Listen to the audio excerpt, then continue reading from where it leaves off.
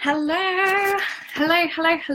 Going live from ye olde laptop. So just checking that I'm actually live. That would be a good start. Making sure that I'm around.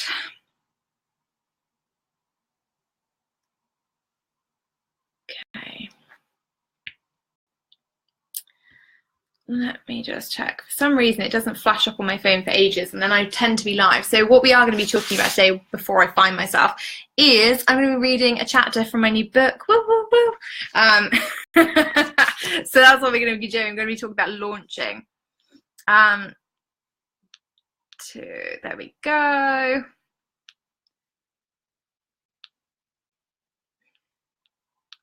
Got it. Woo, woo. Tina's here.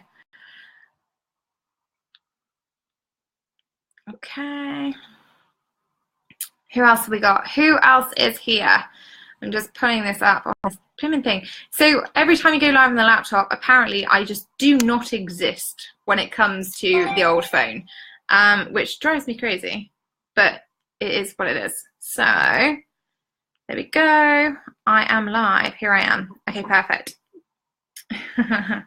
Exactly. So back and Ori, let's turn this down.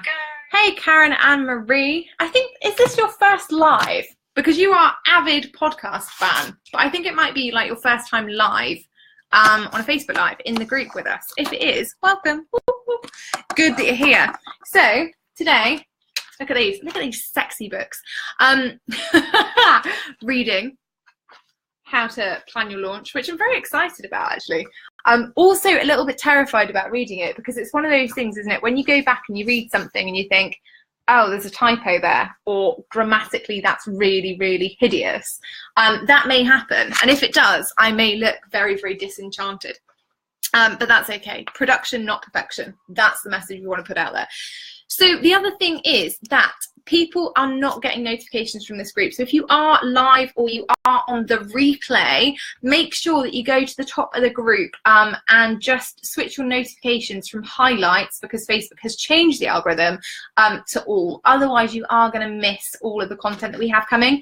And we've got some really, really cool stuff coming over the next couple of weeks in here. We've got a couple of challenges that are coming up at the end of March. And if you don't have your notifications set to all, you will miss it. I know that sounds physically impossible. It's like, but Facebook will tell me. Facebook won't. It doesn't do it. It's a nightmare. So who have we got? I've got Bernadine. I've got Fran. I'm sorry about your twisted pelvis, love. That sucks. That really sucks. And yeah, so the notifications thing has appeared on everything. It's appeared on events. It's appeared on groups. It's even on your own groups. And some people are having real problems with their business pages as well. So if you're finding that you're not getting business page notifications, which I know people were having a little bit of drama around, it could also be that. So just watch out for them. Because as we all know, the Facebook algorithm is a sneaky little bugger, and it doesn't like to make life simple. So, yeah, exactly, Gina, it's shitty.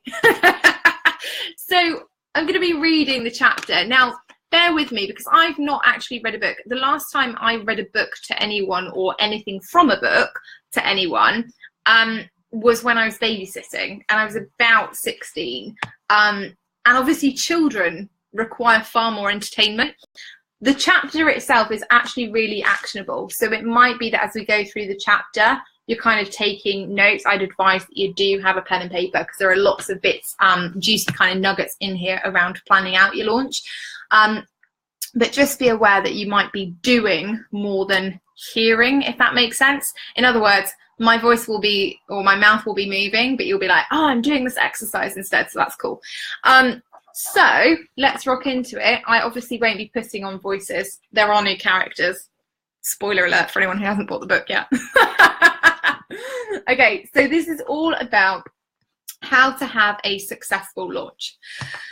Everyone got their cups of tea? Everyone ready? If you think that there is anyone else who should be watching this, thank you, Bernadine, for sharing. Please feel free to tag them in it. Actually, if somebody could tag Angela Mondor, she is the lovely lady who wanted How to Have a Successful Launch read from the book today. And Liz, we're on page 85. 85. Feels like school, doesn't it? Except fun. Okay. So, as my mum would say, plan to fail. No, that's not actually what the book says. Right. Blooper reel. Okay, as my mum would say, fail to plan, plan to fail. When it comes to sales, it's absolutely integral to have a plan. Back in my corporate days, we would focus on a 90-day time period to give new sales strategies time to gain traction and generate results. Since starting my own business, I found that working in 100-day chunks gives me and my clients better opportunities to build new sales habits and to test or tweak new sales strategies. In the online space, planning is especially key to your success. Technology and platforms can change so quickly that it's important to have a solid sales plan in place that can be replicated across different platforms. To have a successful sales plan, we need to consider a few things. 1. What are your revenue goals? 2. How much warm traffic do you currently have? In terms of your social media following or your email list. It's even better than Jack and Ori. 3, the price of your offer. 4, your planned timelines. 5, any expected content creation, client delivery, or onboarding. And 6, your key performance indicators. What do you actually need to do in order to generate an ROI? Later in this chapter, we'll be mapping out a full launch plan together so that you can always have a 4-week launch plan to fall back on. But before we get cracking, let's take a look at the easiest ways to plan for success. 1, know your numbers. Sales is a numbers game. In order to improve your sales process and your results, you need to know where you're starting from. So get a list of your current revenue generating activities and the results. Conversions that I tend to care about are percentage of sales calls closed. 25% is the average for most people. Revenue goals. In order to know how many products or services we need to sell, we have to know how much money we want to make. Our buy rate. So take a look at the current percentage of your audience who convert from prospect to purchaser, and how many people typically convert from your email list to your Facebook community or other social channels. If one stands out, you can put the majority of your focus there. Sorry, just rammed that up. There you go. You can screenshot it now, Amanda. Wish you'd screenshotted it on a day or I'd actually wash my hair or something. 2 is be clear on the desired outcomes. So when you're planning for success during a launch or any kind of sales campaign, you have to know your key outcomes along with the desired outcome that your ideal client is expecting when they make the purchase. Your key outcomes may involve number of people enrolling, number of booked sales calls, brand awareness, and visibility. The desired outcome of your audience is going to be more focused around the problem that they're currently experiencing and the transformation that they're looking for. For example, they might want to make 10K in 6 weeks or lose 20 pounds in 3 months. Get super clear about the one big outcome that they're looking for, and that will help form all of the content that you'll need to make sure that your launch goes well. Number 3 is time blocking. What time do you have to make sure that this actually goes to plan? What times in your diary are blocked off to ensure that you're successful? Try and chunk your time so that you're not constantly context switching. Keep to the same task for solid blocks of time to ensure that you're not trying to multitask and therefore wasting energy. Sales plan really is that simple. With a great plan, an awesome offer, and a well thought out launch, it's easy to hit your goals. Now, in order to make it even easier to hit our revenue or client goals, we have to map out the best offer to hit the goal and to get the best results for our clients. The equation that I like to use for this, because, hey, I'm a numbers nerd, is premium offer plus warm traffic equals easy launch. To generate as much revenue as possible in the quickest and easiest way while getting the best results for our clients, we have to look at creating offers that are high touch and high ticket. Before you get ants in your pants, high touch and high ticket doesn't necessarily mean working one-on-one with clients. So check out some high touch, high ticket offers. Things like masterminds. If you enjoy working with groups of people and curating interesting conversations and networking opportunities, you could look at running a high-level mastermind. These typically do have some kind of curriculum so that you can ensure that people stay on track and are usually anywhere from 3 to 12 months long. Done for you services. If you're a web designer, copywriter, VA, ads manager, or similar, then done for you services are really popular and command premium price points. Think about packages that you can create, or better still, team up with someone in a congruent industry, like a copywriter with a web designer, and work on large joint projects. Hybrid group coaching programs. If you like working with groups but want a premium feel, you might want to turn your group program into a hybrid experience. Adding in some one-on-one calls, Voxer support, or email access can really help you dial up the price point and the results that your clients experience. Intensive experiences. People love to learn new things or get things done quickly. If you can offer a speedy experience, people are more likely to pay premium prices. You're significantly shortening their learning time and giving them the same amount of skills, which allows them to have extra implementation time and get results quicker. If you're working on a done-for-you basis, you can also run rush jobs, setting up funnels in a day, creating websites in a weekend. Retreats or high-end events. You could run a retreat or a high-end event, and those make great premium offers. They allow the client to be immersed in a different environment and atmosphere and potentially give them access to other people who can enhance their experience. One-on-one work. Coaching, consulting, done with you, done for you. In the world of online service-based businesses, these are all popular options that command a premium price point. Now, when we're planning a successful launch, we need to pick the right offer for our audience. So that means that we need to create the offer based on market research from our warmest leads. So who are those people? Your warm leads are the people who already know, like, and trust you. They can come from a variety of sources, but the ones that tend to convert best are your previous clients, your social media following, and your email list. These are all people who've been actively engaging and who are bought into you and your work. They're far more likely to buy with far less promotion. And we call this low-hanging fruit. They're the easy wins and will help you generate early profit during your launch period. Now, here's the first exercise, okay? Now, you guys might not go away and do this right now, but the first exercise here is to conduct your market research. What are your warmest leads struggling with right now? Let's create a premium offer based on that insider knowledge, okay? So first exercise from this chapter is to go away, do your market research, look at what people actually are struggling with, and create a premium offer based around that. Now, once we have our offer mapped out, it's time to get the launch on the road. The thing is that launches take work. It's much easier when you have a clear strategy for success, but be aware that during your launch, you will get fed up. You'll be tired, you won't have energy, and you'll get frustrated with non-buyers. Side note, this really does happen. I don't care who says that they don't mind that people don't buy, but actually, you know, it can be really frustrating when you're mid-launch and you're just like, oh my goodness, this is the best thing ever. When people don't buy it, it sucks. Okay, that's normal. Anyway, it's all normal and it happens during every launch. What you have to remember is that A, launching is a finite time period and it will eventually come to an end. And B, your desired outcome. Keep your why at the forefront of your mind so that you can stay motivated.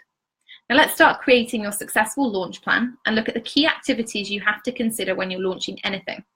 The first thing that we need to do is to set goals. It sounds simple, but most business owners feel worst about their launch when they don't set a goal. Setting the goal itself can be scary and it can make us question whether or not we're able to achieve it. But not setting a goal means that you aren't aware when you hit it and when you hit your target, and can actually feel worse during the launch because you don't have anything to aim for or to celebrate. When setting your launch goals, you also need to be thinking about the practical aspects too. It's about the amount of visibility that your launch gets and the amount of engagement that you get from your audience. It's even about the amount of unsubscribes that you're getting from an email. And yes, we do want unsubscribes during launch time. They signify people who weren't ready, who were never going to buy, and who are dead weights on our email list. So what areas do we need to consider when we're setting goals for our launches? 1, how much money are we making? 2, how many clients are we bringing in? 3, how many people are unsubscribing from your list? 4, what does your engagement look like? Are people sharing your offer? Are they getting excited about your launch process? Are they interacting with your nurture activities? 5, ROI. Where are you spending your time, money, and energy? And what are you actually getting back? For example, a lot of people track their ROI on Facebook ads. We're really good at tracking the ROI of a Facebook ad. Everyone's looking at their earnings per lead, but we need to do this with our organic marketing too. How much time are you spending in your free Facebook communities, and what is the return on investment? What's the ROI from your email list? Oh, thank you, Sabrina. I'm so glad you're enjoying it. 6, what are your KPIs, your key performance indicators? How many emails will you be sending out to get the maximum return? How many Facebook posts will you be putting out there? How much time will you be spending on Facebook Live? Hello. Or interacting and supporting your audience during this period of time? These things are good to know. They're good to know because when we come to the end of the launch, we can look at the ROI, we can look at the conversion, but they're also really good for managing your time and avoiding mid-launch burnout. Most people assume that the launch starts when we open the cart, when we give people payment links. But in actual fact, your launch starts way before that, and it usually starts with some kind of pre-launch process. Now that can be many different things. Some people use waitlists. Some people use teaser activities. Some people use competitions or giveaways. Basically, your pre-launch process should be designed to get people excited and warmed up to the idea of your offer. If you don't run an effective pre-launch process, you'll find that you leave money on the table. The job of the launch is to get as many eyes as possible on your offer, and if you don't run a pre-launch process, you miss out on potential eyeballs moving through your launch funnel. So remember that your pre-launch process needs to appeal to the type of buyers that you're targeting: aspirational, emotional, or fear of missing out. One of my favorite pre-launch processes, for example, is to run a free challenge for my community. Who in here has been a participant in one of the challenges, or who here is going to be a participant in the next challenge? I'm really sorry about the Wi-Fi, ladies. It should be kicking back in. I've just taken my phone off of the Wi-Fi, so maybe that'll kick the 4G into gear. Typically, these challenges work really well to bring my community together as a team. They start to enjoy supporting each other, and I get to support and engage with my community. It also means that when I push the launch button, people are primed and excited to take the next step together. Challenges work really well as a fear of missing out pre-launch process, as your community comes together to support one another. They don't want to be left behind, and when people start buying through to the next stage, particularly for group programs, challenges make people feel included.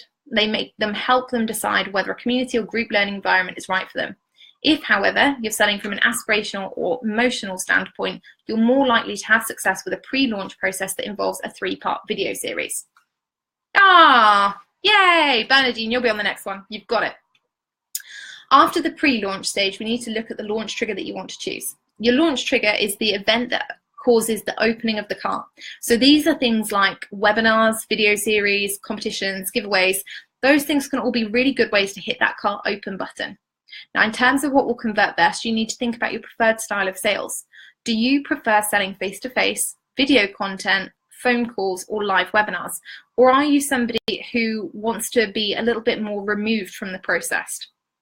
You want to be a little bit more removed from it. You want to have a video series that goes into a sales page with a clear FAQ section.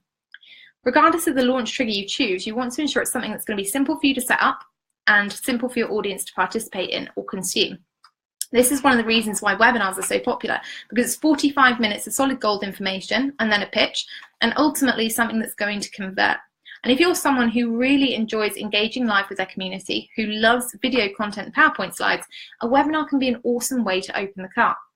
The key to converting sales from your launch triggers is to have a really good structure for your process of taking that prospective buyer and turning them into a customer. And that depends on how confident you feel. So if you hate creating PowerPoint slides, but you love pre-recorded video, play to your strengths and launch your cart with a simple video series. The trick with simple sales, and the reason that simple sales strategies are so effective, is that they are time efficient. With simple sales strategies, you don't have to stick to the traditional send an opt-in, then a $10 ebook, then a bunch of email sequences, and then an upsell, and so on. During a launch, you get to pick the tools that you use and the ones that fit you and your audience. My best advice during a launch is to pick the ones that fit you best. What are the things that are going to make you confident, that are going to make you happy? Because let's face it, launching is stressful enough without trying to use a ton of things that you don't understand, trusting technology that you've never used. It's all about confidence. Once we've opened the cart and hit go on the launch beginning, we need to focus on follow-up activity. Sometimes, even with the best intentions, we have crickets early on during our launch process. For whatever reason, all of our prospects are off looking at other offers. To ensure that they don't end up buying from you, you need buying from somebody else. Obviously, we want them to buy from you. You need to focus on your follow-ups. What we tend to forget is the fact that people actually need to have 7 touch points from you in order to buy. If you've just put out 1 webinar or 3 videos in a video series or 1 Facebook Live, you haven't actually given them that many touch points with you. It might feel like you have, but actually you haven't given them the recommended amount, and some people do take longer to buy than others. That's going to depend on how well they know you, how well they trust you, and whether or not they like you and the offer that you're putting out there. Having those extra touch points helps, and that's where a lot of people fall down. We don't always do the amount of follow-up activity that we need to during launches, and as entrepreneurs we often get stuck at this point because there's no real hard and fast statistic on the right amount of follow-up activity or how to do it again and again. It's because there is no one way. There's no one way that you can be successful. Different launches have different requirements. Different ideal clients have different requirements. Different products, services, or programs that you're selling will have different requirements. But when you're looking at your launch, you need to be very aware of the tools that you want to use in relation to the product or service that you want to sell.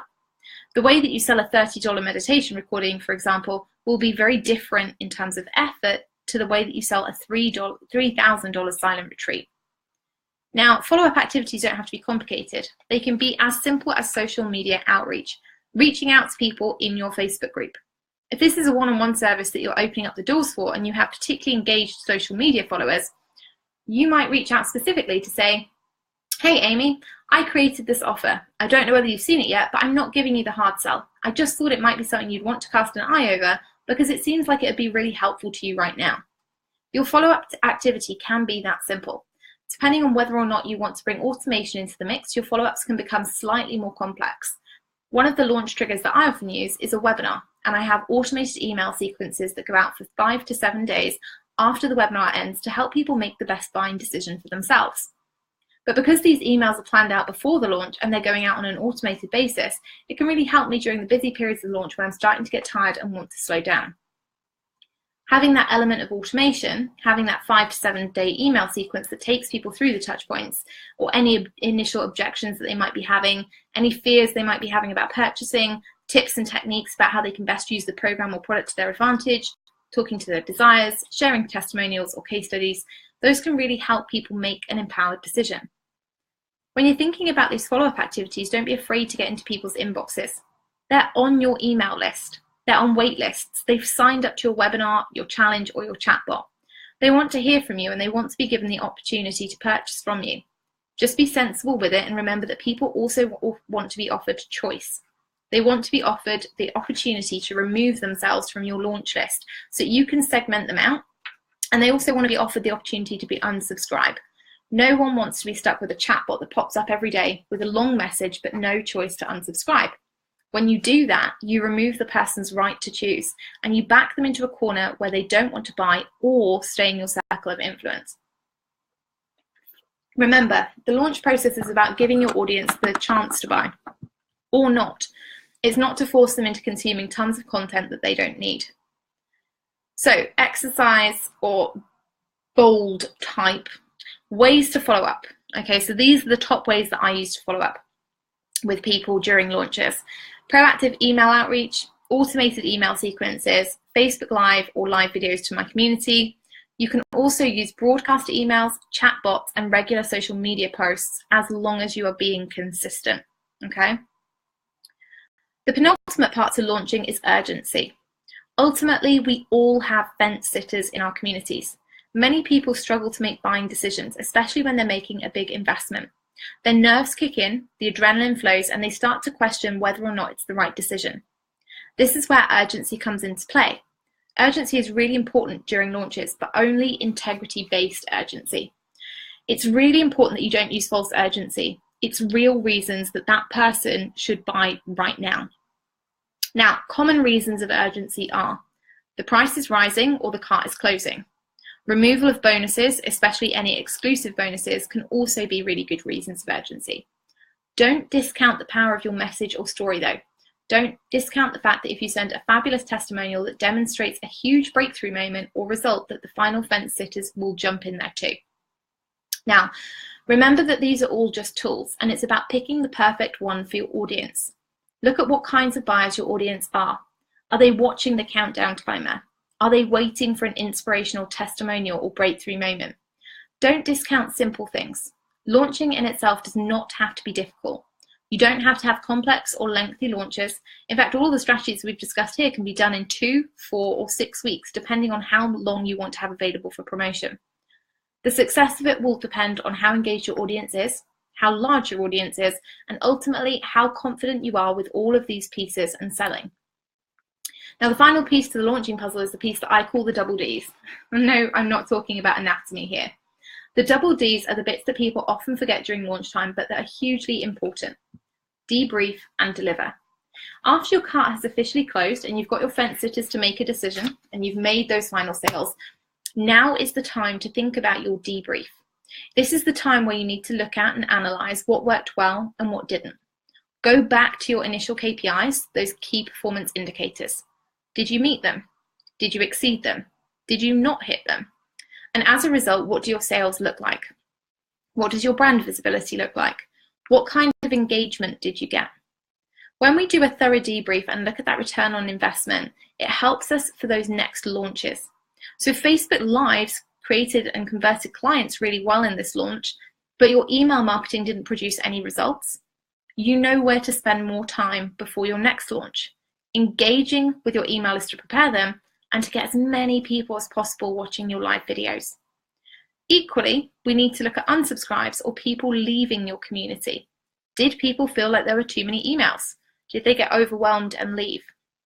Doing your debrief properly will ensure that you know exactly what to leverage for your next launch and what to leave behind. Where to put your debrief? So I always put mine on my whiteboard, but here we go. Whiteboard, spreadsheet, standard operating procedures. Keep it somewhere that you're going to be able to find it for the next launch.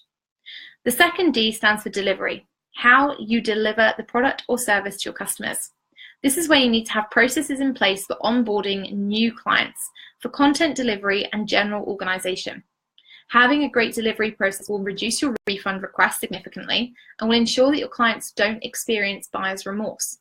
We want our clients to be happy with their experience, and the delivery period is a huge part of that. Delivery process. Is there any content that you need to create? How is your client onboarded? What is in place to stop them experiencing any buyer's remorse? Those are the steps to launching, okay? Planning your launching effectively, making sure that you set goals, making sure that you have KPIs to stop yourself burning out, and then making sure that you actually run your launch in a way that suits you. You can use any of the tools here for your initial launch activity. You can use any different method of following up. You can use any real reasons of urgency that you want in order to get those final fence sitters. And you can use any way of debriefing that you want to.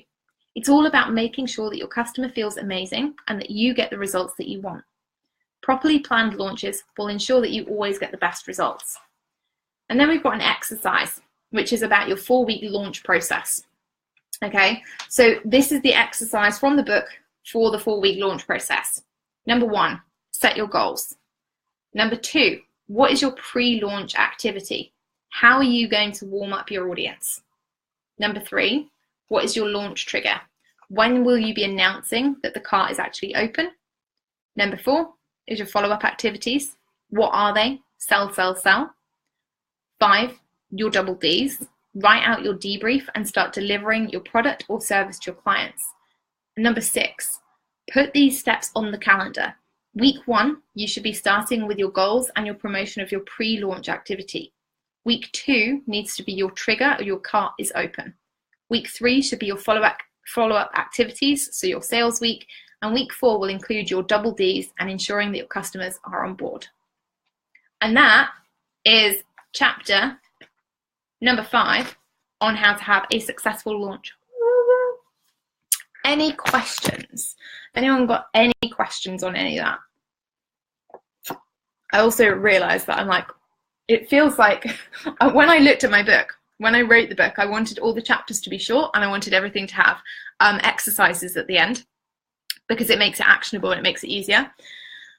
Let me just tell you that reading 6 or 7 pages in a chapter when you're reading it out loud feels like forever. I'm like, when you're doing it live, feels like forever. So any questions on that? I'm just eating my grape. Anything that anyone's kind of thinking, actually, didn't understand that, didn't get it, or is everyone cool?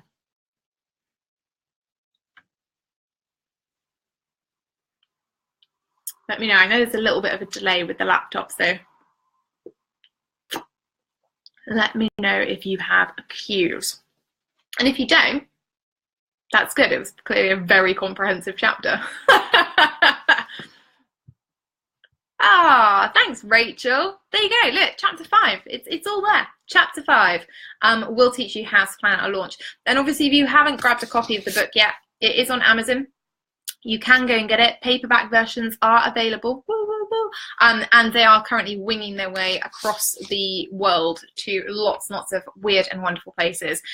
So if you need anything, it's around. And yes, Bernadine, don't worry, we are getting it on Audible. So hold that space, hold that thought.